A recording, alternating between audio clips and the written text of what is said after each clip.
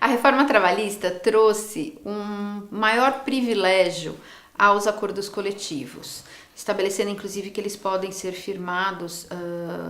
de maneira contrária ou ainda que reduzida em relação às convenções coletivas, que são fixadas entre sindicato patronal e sindicato profissional. No entanto, apesar de haver uma maior liberdade de negociação, a reforma ela enfatiza o controle formal desses acordos coletivos. Então, ao lado de você ter que verificar o sindicato correto que você está negociando, o enquadramento sindical, a fase de elaboração do acordo, ela deve estabelecer uma formalização cuidadosa a fim de evidenciar a boa-fé contratual, a fim de evidenciar a licitude do objeto, ou seja, que não se trata de um objeto ilícito, então deve-se analisar toda a legislação em cima do assunto que vai ser negociado, para verificar o que eventualmente não pode ser objeto de uma redução.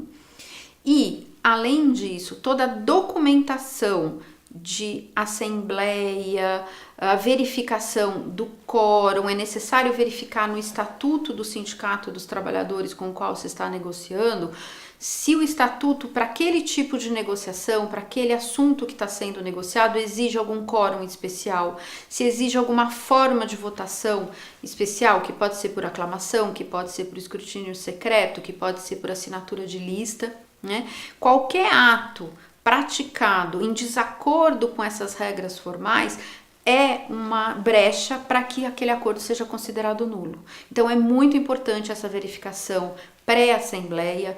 o prazo de publicação de editais, como esses editais devem ser publicados, é só em mural na empresa, é algum assunto que exige uma publicação em jornal, o que o estatuto estabelece, o que a CLT estabelece, né? O quórum mínimo exigido,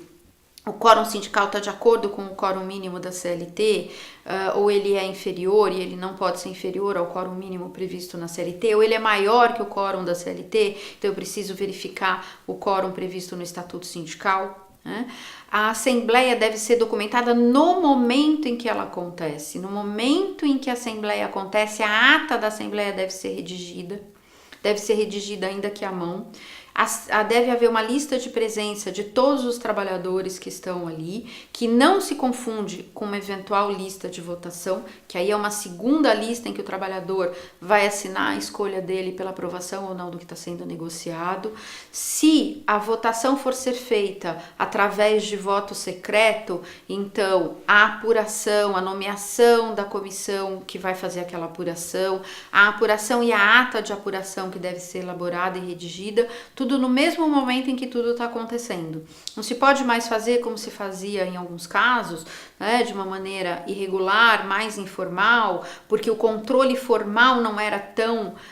exigido, apesar de ser exigido já em lei, mas não era exigido nos julgamentos de verificação de validade desses acordos, deixa para assinar depois. Não, tem que ser tudo feito naquele exato momento. Fez a assembleia, redige a ata, assina todo mundo, fez a apuração, redige a ata de apuração, todas as pessoas envolvidas assinam, e aí daquela ata vai se partir para a redação do acordo coletivo e posteriormente a formalização do seu registro.